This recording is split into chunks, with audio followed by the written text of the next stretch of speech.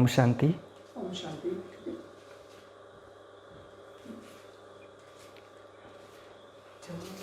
जब जब भी इस संसार में ऐसा लगा कि परिवर्तन होना चाहिए, जब जब भी इस संसार में परिवर्तन की आवश्यकता हुई, तब तब इस परिवर्तन की प्रक्रिया में जिन जिन आत्माओं ने, महात्माओं ने अथवा धर्मात्माओं ने इस परिवर्तन की प्रक्रिया में पार्टिसिपेट किया, भाग लिया, तब तक जो उनका मुख्य आधार था वो क्या था? अपने आप को उस कर्तव्य के प्रति संपूर्ण रूप से समर्पण कर देना, स्वाहा कर देना। दूसरों के दुखों के लिए, दूसरों के दुख को सुख में परिवर्तन के लिए, दूसरों की शांति के लिए अपने सुख का त्याग कर देना। जैसे सिद्धार्थ ने अपने राजमहल का त्याग किया। जब उन्होंने देखा कि दुख में, संसार में इतने दुख है, अशांति है, लोग मर क्यों रहे हैं, लोग बुजुर्ग क्यों हो जा रहे हैं, ये सब बातें जब उनके अंदर आया, तब उनके अंदर वैराग्य आया। फिर उन्होंने अपने राज्य का, अपने महल का त्याग किया और आगे चल कर के गौतम बुद्ध के नाम से प्रख्यात हुए। ऐसे ही जब हमारे देश को ऐसा लगा कि आज़ाद होना चाहिए, तब हमारे देश के बहुत से वीर जवानों ने, जैसे चंद्रशेखर आज़ाद, सरदार भगत सिंह, सुखदेव, बिस्मिल, झांसी की रानी, ऐसी बहुत सी विभूतियाँ ने इस देश की आज़ादी के लिए, इस कर्तव्य को अंजाम देने के लिए अपने जीवन की आहुति दी, अपना सर्वस्व स्वाहा किया, तब जाके इसमें वो सफल हुए। क्योंकि अब जब सारा संसार 5 विकारों के वशीभूत है, चारों तरफ संसार की सभी आत्माएं दुख दर्द में हैं, ऐसे समय में परमपिता परमात्मा शिव बाबा इस धरती पर अवतरित होकर के ब्रह्मा तन द्वारा एक रुद्र गीता ज्ञान यज्ञ रचा।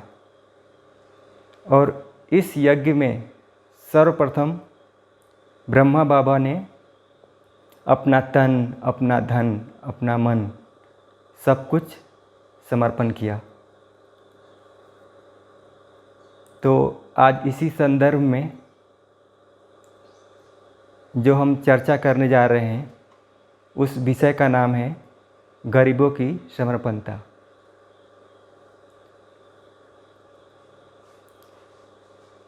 जब शिव बाबा परम धाम से इस धरा पर आए, तब इस विशाल परिवर्तन के कार्य के लिए जिन आत्माओं का चयन किया, जिन आत्माओं का उन्होंने सिलेक्शन किया, वो किस प्रकार की आत्माएं थी?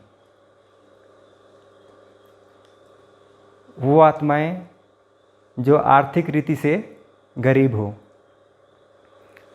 जिनके जीवन में सुख के वैभवों का, संसाधनों का अभाव हो, अथवा उन आत्माओं का चयन किया जिनके अंदर ईश्वर के प्रति अटूट श्रद्धा हो, अटूट निश्चय हो, भक्ति भावना वाले हों। तो ऐसे आत्माओं का उन्होंने चयन किया। और इस प्रकार की आत्माएं मेजॉरिटी कौन से देश में मिली? इस भारत देश में। इसलिए उन्होंने सृष्टि परिवर्तन के कार्य के लिए भारत देश को चुना। तो अब प्रश्न ये उठता है कि आखिर भगवान ने सृष्टि परिवर्तन के इस महान कर्तव्य के लिए गरीब बच्चों को ही क्यों चुना, जबकि इस संसार में एक से बढ़कर एक धनी, अमीर, अरबपति, खरबपति लोग पड़े हुए हैं, लेकिन फिर भी बाबा ने गरीब बच्चों को ही क्यों चुना? आखिर उनके अंदर कौन सी विशेषताएं देखी और उन्हें लगा कि यही जो बच्चे हैं वो इस ज्ञान को उठा सकते हैं और सृष्टि परिवर्तन के कार्य में हमारे मददगार सिद्ध हो सकते हैं।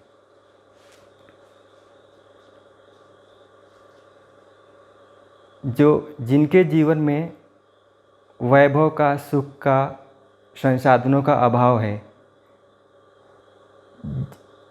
जिन्हें 2 वक्त की रोटी मिल जाए तो भी वो प्रभु के गुणगान करते रहते हैं, सदैव संतुष्ट रहते हैं, खुश रहते हैं। उनके अंदर सेवा की भावना कूट कूट कर भरी रहती है। एक बार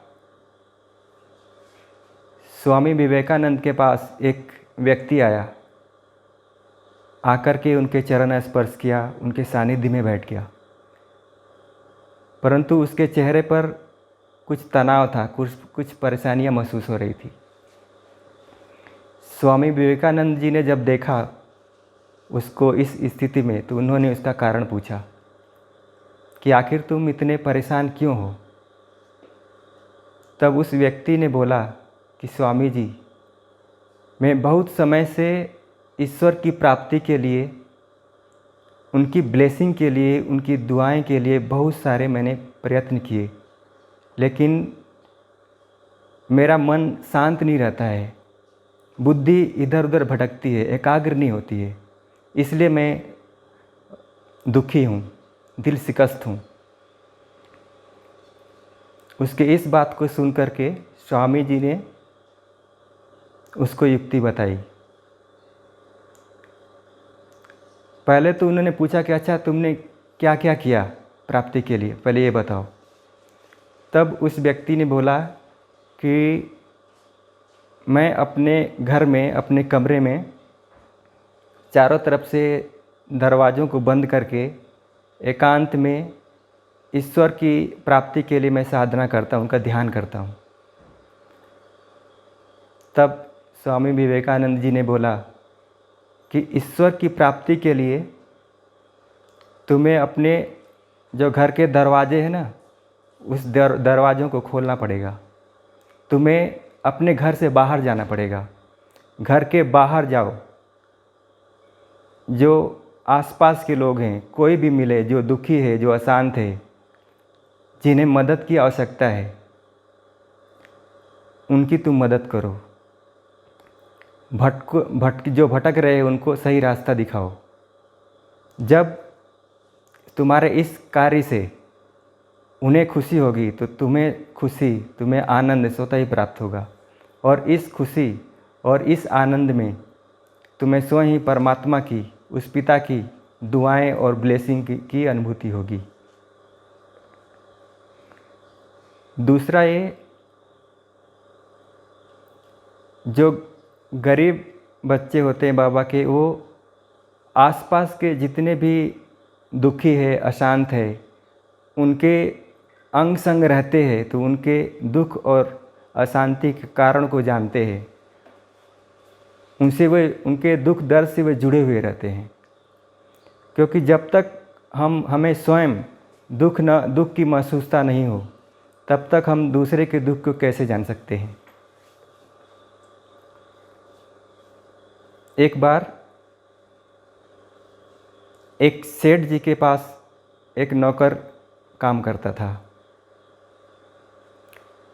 वो नौकर दिन रात उस सेठ जी की सेवा करता था, फिर भी जो सेठ थे उससे प्रसन्न नहीं रहते थे, संतुष्ट नहीं रहते थे। आए दिन उसे कुछ न कुछ सुनाते रहते थे, खरी खोटी सुनाना, डांटना, फटकारना, कभी कभी मुख से अमर्यादित बोल भी निकलते थे। आखिर एक दिन तंग होकर वो नौकर उनके घर छोड़ दिया, घर से भाग गया। 2-3 दिन तक वो वापस नहीं आया। फिर सेठ जी को चिंता होने लगी कि अब इतना सारा कार्य जो घर का है कौन करेगा।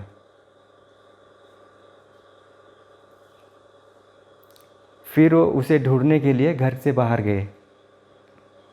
उन्होंने देखा मार्केट के एक चौराहे पर वो खड़ा है। उसके पास गए, उसका हाथ पकड़ा और 3-4 चाटा उसको जड़े और पकड़ करके अपने पास लाए।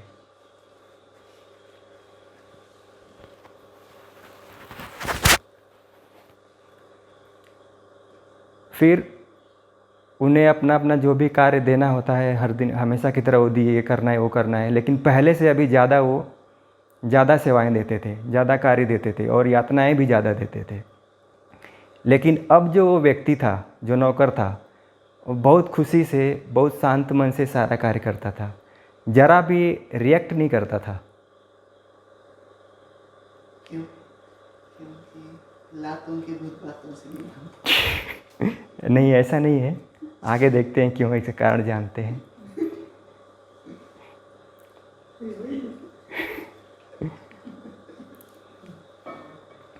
इससे काम करते हुए उस नौकर को दिन बीत गए, महीने बीत गए, वर्ष बीत गए। एक दिन एक व्यक्ति उस सेठ जी के पास आया और बोला, सेठ जी मुझे आप क्षमा करना, मैं आपको बिना बताए, बिना आपकी आज्ञा से मैं आपके घर से भाग गया। आज मैं लौट के आया हूँ और मैं समझता हूँ आप मुझे क्षमा कर देंगे और मुझे फिर से नौकरी पर रख लीजिए।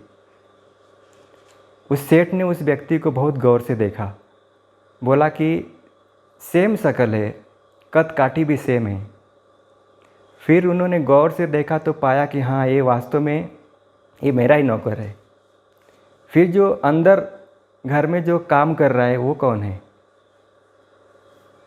उन्होंने उसको आवाज़ दिया, बुलाया, बोले कि तुम कौन हो? तो जुड़वा भाई नहीं। वो बोला कि मैं आपका नौकर हूँ। बोला नहीं नहीं, नौकर तो मेरा आज आया है, तुम कौन है, सच सच बताओ। तब उसने बताया कि मैं लुकमान हूँ, लुकमान हकीम।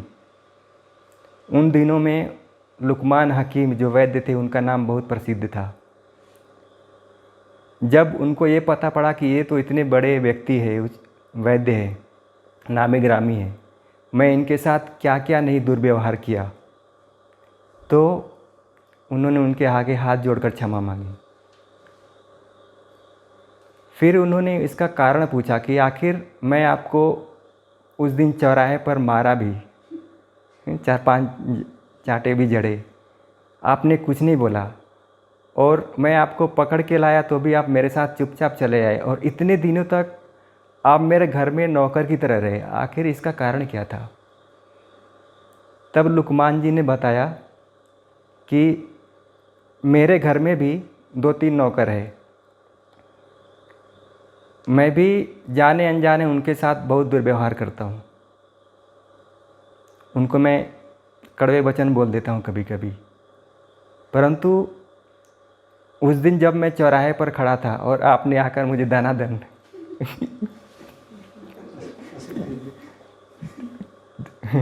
2-4 चांटे जड़े, तो मुझे ये रियलाइज़ हुआ कि एक नौकर होना, किसी के अधीन होकर के कार्य करना कितना कठिन कार्य होता है। तो एक नौकर के जीवन में क्या क्या कठिनाइयाँ आती है, क्या क्या परेशानियाँ आती है, उसे महसूस करने के लिए मैं आपके घर में नौकर के तौर पर कार्य किया। तो कहने का भावार्थ ये है कि जब तक हम लोगों के दुख और दर्द से जुड़े नहीं रहते हैं, उनकी हमें महसूसता नहीं होती है, तब तक हम उनके कल्याण के लिए अपने कदम को आगे नहीं बढ़ाते हैं। आगे बढ़ते हैं। जो गरीब होते हैं उनके पास ज़्यादा संसाधन नहीं होता है, वो इसलिए ज़्यादा प्रॉपर्टी नहीं रहती है, ज़्यादा पैसे नहीं रहते हैं, इसलिए वो उससे डिटैच होने के लिए उनका मतलब कि बहुत इजी होता है डिटैच होना उससे, उनको त्याग करना। उससे ज़्यादा लिप्त नहीं होते हैं। एक तो उनके अंदर संतुष्टता का भाव भी होता है। अक्सर करके हम आदरणीय दादी जानकी के एक वाक्य को सुना करते थे। वो कौन सा था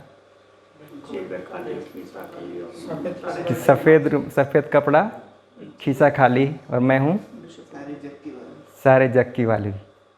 जब इन शब्दों को मैं सुनता था या सभी ने सुना होगा तो ऐसे अंदर से लगता था अल्प बुद्धि के कारण कि इसमें कौन सी बड़ी बात है। उनके पास 2 छोटी दीदियाँ रहती हैं, उनका तो वो पर्स तो उठाती है ना, सारी ज़रूरतें तो पूरा कर देती हैं ना, फिर उनके पास रखने की ज़रूरत ही क्या है। ऐसे मन में विचार आता था। एक भाई अपना अनुभव बता रहा था।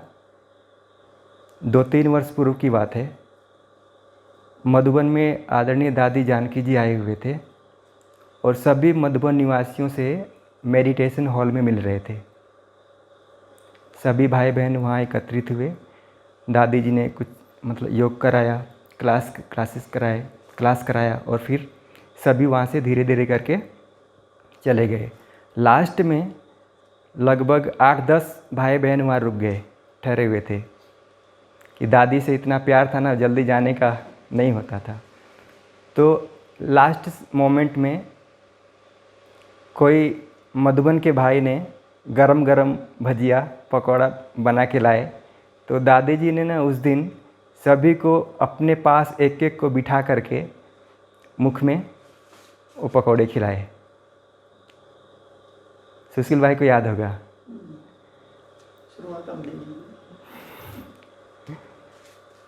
तो उस दिन एक बहन जी ने दादी जी को बताया, उनको बोल रहे थे, दादी जी आपकी जो कार है वो पुरानी हो चुकी है, अभी आप नई कार ले लीजिए। ऐसे रमणीकता में दादी जी से चिट चैट कर रहे थे। तो उस दिन दादी जी ने बोला ना ना ना ना ऐसे करके। फिर उन्होंने बताया कि मैं मेरे पास 5 रुपये भी नहीं रखती हूँ, मैं मेरे पास 5 रुपये भी नहीं रखती हूँ। और ऐसा कहते हुए उनकी जो दृष्टि थी वो भाई के ऊपर एकाग्र थी। उस समय उस भाई को वो उस दृष्टि का, उस बोल का वो एहसास तो नहीं हुआ, लेकिन जैसे ही वो मिलन का कार्यक्रम पूरा हुआ, वो मेडिटेशन हॉल से बाहर गया और बाबा के कमरे में गया। बाबा से चिट चैट कर रहा था तो वो दादी की बातें और दृष्टि बार बार उसकी स्मृति में आ रही थी। सहसा उसे रियलाइज हुआ कि शायद दादी का हमारे लिए इशारा था कि मैं भी पूरी तरह से बेघर बनूं। शायद ये बाबा का ही इशारा होगा। इसलिए उसने भी निश्चय किया कि अभी मैं भी जितना भी जो भी मेरे पास है थोड़ा बहुत, वो भी मैं पूरी तरह से बाबा के भंडारे में डाल दूंगा, मैं भी बेघर बन जाऊंगा पूरा। ये उसने दृढ़ निश्चय किया। लेकिन इस दृढ़ निश्चय को साकार करने के लिए 2-3 दिन लग गए। क्यों? क्योंकि उसके मन में तरह तरह के विचार आने लगे कि अगर मेरे पास कुछ भी नहीं रहेगा, थोड़ा भी पैसे नहीं रहेगा, तो कभी ज़रूरत पड़े छोटी मोटी चीज़ों का तो मैं किसके आगे हाथ फैलाऊंगा। इसी अंतर्द्वंद में उसका 2-3 दिन चला गया। और फिर इसमें वो तब रियलाइज़ किया कि दादी जी इतनी बड़ी हस्ती ऐसे ही कोई साधारण वाक्य नहीं बोलेंगे कि सफ़ेद रुमाल हाथ खाली। इसके पीछे बहुत ही आत्मा के अंदर ताकत चाहिए उस स्थिति को प्राप्त करने के लिए, पूरी तरह से कंप्लीट बेघर बनने के लिए। आखिर 2-3 दिन के बाद उसने बाबा की आज्ञा समझ करके ऐसा किया। कंप्लीटली अपने बैग में से एक एक कॉइन जो भी मिले, यहाँ तक कि 50 पैसे भी कॉइन मिले, जो यहाँ पर अकाउंट खोल रखा था उसमें थोड़े थे, उसको भी एटीएम से निकाल करके पूरा बाबा को सरेंडर कर दिया। अब हम ये नहीं कहते हैं कि आप सभी को भी ऐसा करना है। जो सेंटर्स पे भाई बहन रहते हैं और जगह रहते हैं तो उन्हें पैसे की ज़रूरत पड़ती है, कुछ लेना देना होता है। लेकिन इसके पीछे का जो भाव है वो ये कि हम अपने पास ऐसी एक्स्ट्रा चीज़ें न रख लें जिसकी ज़रूरत नहीं हो, हमारा बुद्धियोग उसमें लगा रहे, उसमें हम फंसे नहीं इन सब चीज़ों में। क्योंकि जब हम अपना घर, अपना परिवार सब कुछ त्याग करके आते हैं और फिर यहाँ आकर के एक तो वहाँ हम दुखी रहते हैं, स्ट्रेस में रहते हैं, फिर बाबा का ज्ञान मिलता है तो बहुत अच्छा लगता है, हम सुख में चैन में जीने लगते हैं। फिर यहाँ आकर के बेहद का परिवार है, इसमें बहुत सारी चीज़ें हमें मिलने लगती हैं, तो उसमें हम ऐसा ना हो कि फिर जहाँ से आरंभ किया था रास्ता त्याग का फिर वहीं पर पहुँच जाए। आगे वो भाई अपना अनुभव बताता है, उसके बाद से कभी भी इसको ऐसा लगा कि किसी भी चीज़ की ज़रूरत है, वो संकल्प करते ही कोई न कोई भाई उसे देख के चला जाता था।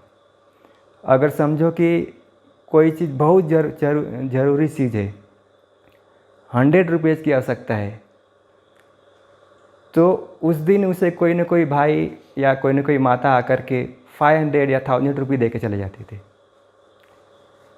फिर वो क्या करता, जितने में उसका काम चलता उतना यूज करता, फिर बाबा को बाकी फिर सरेंडर कर देता, फिर से खाली हाथ हो जाता, ताकि उसके अंदर वो आसक्ति न बैठ जाए, वो इच्छाएं न बैठ जाए कि किसी से लेने की भावना रहे।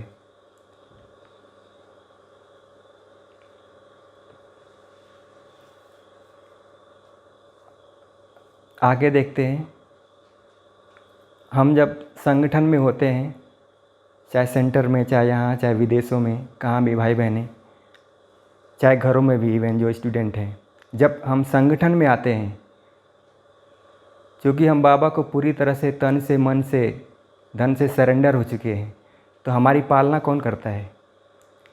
स्वयं शिव बाबा करते हैं। हमें वस्त्र, कपड़े से लेकर के खाने पीने की चीज़ें, चाहे फ्रूट्स वगैरह सब कुछ, या कोई भी चीज़ें, एक पेन भी, कुछ भी बाबा ही देते हैं। किसी न किसी को निमित्त बना करके बाबा देते हैं। लेकिन यदि हमारे पास पैसे है, मैं अमीर हूँ, तो हम क्या करते हैं कि अगर जो चीज़ हमें मिली और हमें वो पसंद नहीं आई, थोड़ा कम क्वालिटी का लगा और हमारे पास पैसे पड़े हैं, तो हम क्या करते हैं, या तो उसे लेंगे नहीं, या लेंगे भी तो दूसरे को दे देंगे, अपने योग्य नहीं समझते हैं उसे, और फिर हम अपने पैसे से उस वस्तु का, उस चीज़ का, उस कोई भी चीज़ का, चाहे कपड़ा हो, चाहे फ्रूट्स हो, वो ले करके हम यूज करते हैं। एक तरफ बाबा बोलते हैं कि जो हमारे गरीब बच्चे हैं ना, इस ज्ञान को वही उठा सकते हैं, साहूकार नहीं। वो कैसे? इसका हम छोटा सा एक डेमोन्स्ट्रेशन करके दिखा रहे हैं। ठीक है, कुछ समय के लिए मैं अमीर बन जा रहा हूँ और एक कोई भाई, जैसे निखिलेश भाई, गरीब बन जा रहे हैं। ठीक है, अब हमारे पास ये 2 पेन हैं। ये हमें बाबा ने किसी को निमित्त बना करके सभी ब्राह्मण वत्सों को गिफ्ट के रूप में, सौगात के रूप में दिया। ये निखिलेश भाई की है। ये हमें भी मिली थी, लेकिन चूँकि मैं अमीर हूँ, काफ़ी पढ़ा लिखा हूँ, ये हमारे पेन में शोभता नहीं। ठीक है, तो हमने क्या किया, ये पेन को तो लिया, हमने किसी और को दे दिया, ये मेरे काम का नहीं है। मैंने क्या किया, मेरे पैसे से ऐसे अच्छी क्वालिटी की पेन खरीदी। ठीक है, ये ऐसी मैंने पेन ली और अपने आप को संतुष्ट किया। लेकिन अभी ये 2 पेन हैं, इस दोनों पेन में फ़र्क क्या है? ये 40 रुपए का है, वो 5 रुपए का। इसके भी पीछे और देखते हैं क्या फ़र्क क्या है ये दोनों पेन में। क्वालिटी है, लिखने में क्वालिटी है ये, हाँ, ज़्यादा कॉस्टली है, लेकिन इसकी गहराई में जाएं, और भी गहराई में, ये जो पेन है इसे स्वयं भगवान ने दिया है हमें।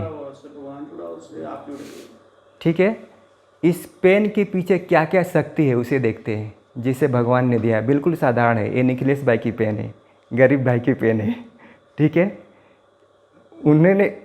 उन्होंने इसको एक्सेप्ट किया। तो ये पेन के पीछे क्या क्या शक्ति छुपी है? ये पेन जो है, इसके पीछे ये दर्शाता है कि कितना हमारे अंदर संतुष्टता है, इनके अंदर कितनी संतुष्टता है, इनके अंदर कितना त्याग भाव है, कितना न इनके अंदर इच्छा मात्र में अविद्या की शक्ति है, ये दर्शाती है। इसके पीछे ये सारी शक्तियाँ हैं। और इसके पीछे क्या है? मैंपन, देहभान को बढ़ाने वाला, ये तो मेरे पास ही है और किसी सूक्ष्म में अभिमान। इस पेन के अंदर ये है और इस पेन के अंदर ये है, ठीक है। अब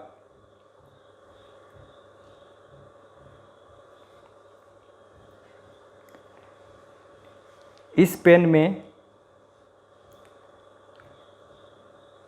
चूँकि इसके पीछे ये सारी शक्तियाँ हमने बताई है, तो इससे ये पेन तो चूँकि दोनों कुछ दिन के बाद नहीं ये रहेगी, ज़्यादा समय नहीं चलेगी।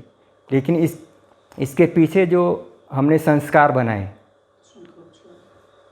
वो हमारे आत्मा के अंदर रिकॉर्ड हो जाती है और फिर हमारी प्रारब्ध बनाती है। वो उसी अनुसार हमारा भाग्य बनता है, हम श्रेष्ठ बनते हैं, ठीक है।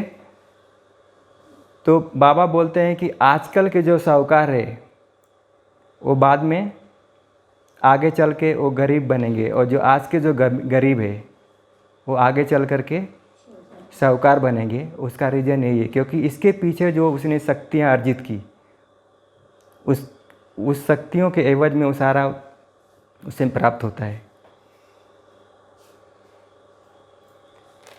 अब चूँकि मैं अमीर हूँ, ठीक है। अब ये क्या है? ये भाग्य की कलम है ना, इससे हम भाग लिखते हैं जो बाबा ने दिया हुआ है। ये भाग्य की कलम ये नहीं रही, ये रही भाग्य कलम। अब ये जो पेन है ये मुझे भी चाहिए, ठीक है।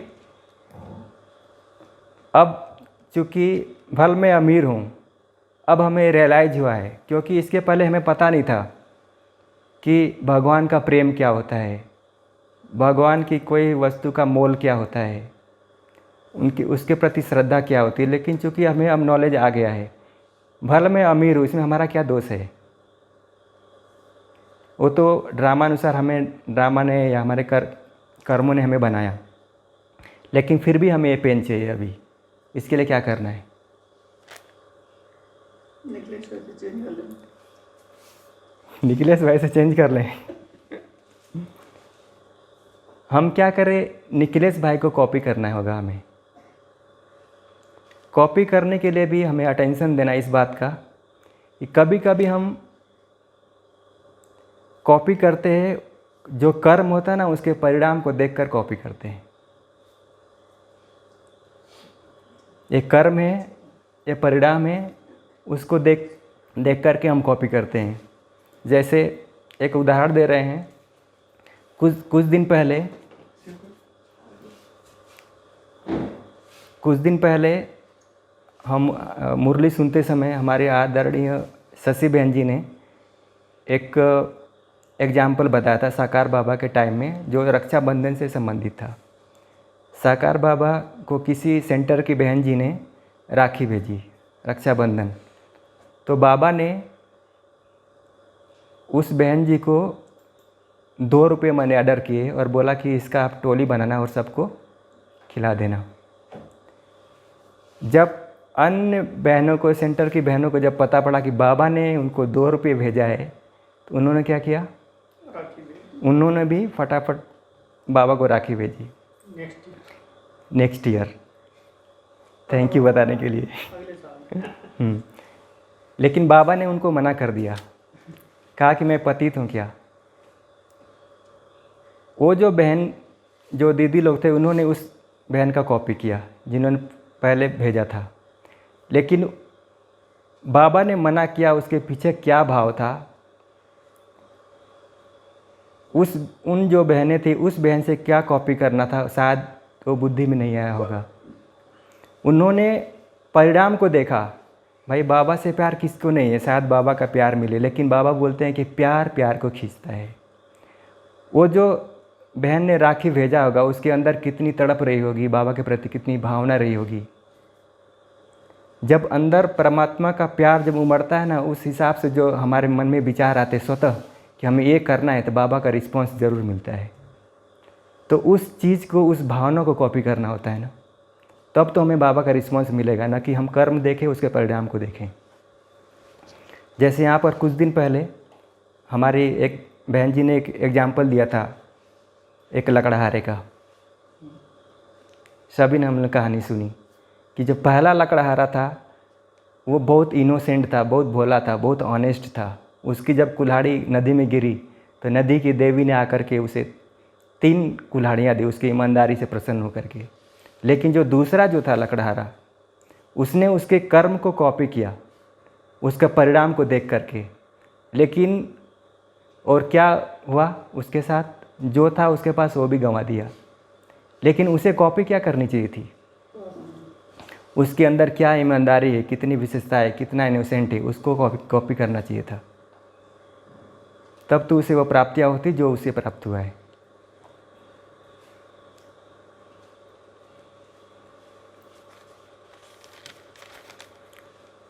तो हमें, भल हम अमीर हैं, हम भी बाबा के प्यार को, बाबा के उस सानिध्य को, उस प्राप्तियों को बाबा से प्राप्त कर सकते हैं। ऐसा नहीं कि हम अमीर होते हैं हमारे लिए अभिशाप है, नहीं।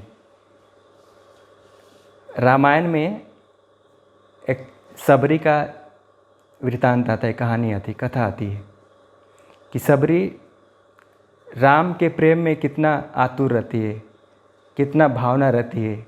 जब उनके गुरु मातंग ने बताया, मातंग ऋषि ने, कि एक दिन राम तुम्हारे दर पर आएंगे, तुम्हें दर्शन देंगे, तो और ही वो पुलकित हो गई, क्योंकि उसके अंदर राम के प्रति बहुत ही अटूट स्नेह, बहुत श्रद्धा थी, वो प्यार की तड़प थी उस पिता के प्रति, परमात्मा के प्रति।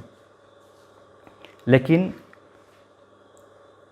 बताते हैं कि उसका जो पूर्व जन्म था सबरी का, वो पूर्व जन्म में एक राज्य की रानी थी।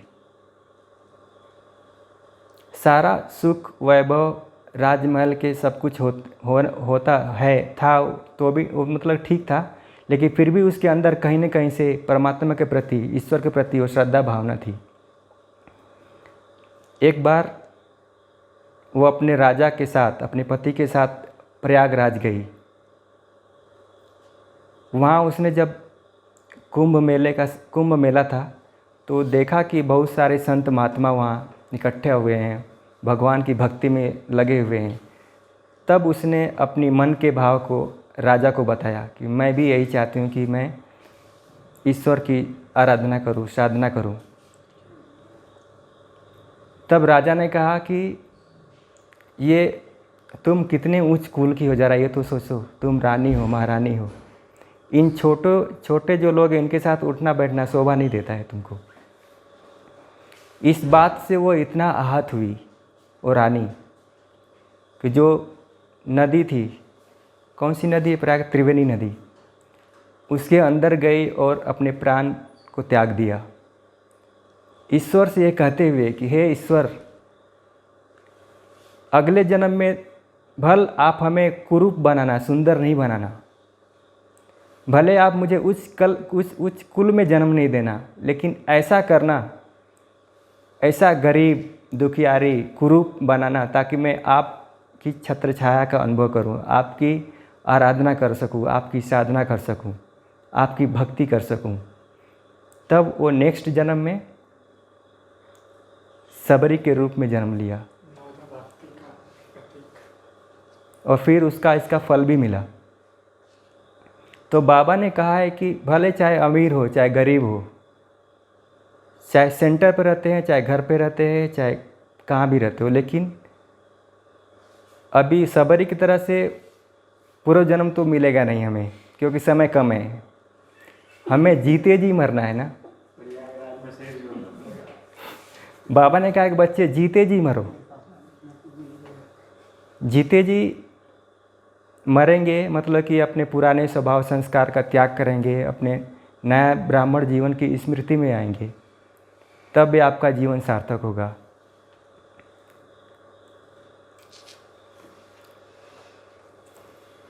हम जब बाबा के बच्चे बनते हैं तो कितने न बाबा को पा करके सुख में, शांति में, चैन में जीवन जीने लगते हैं।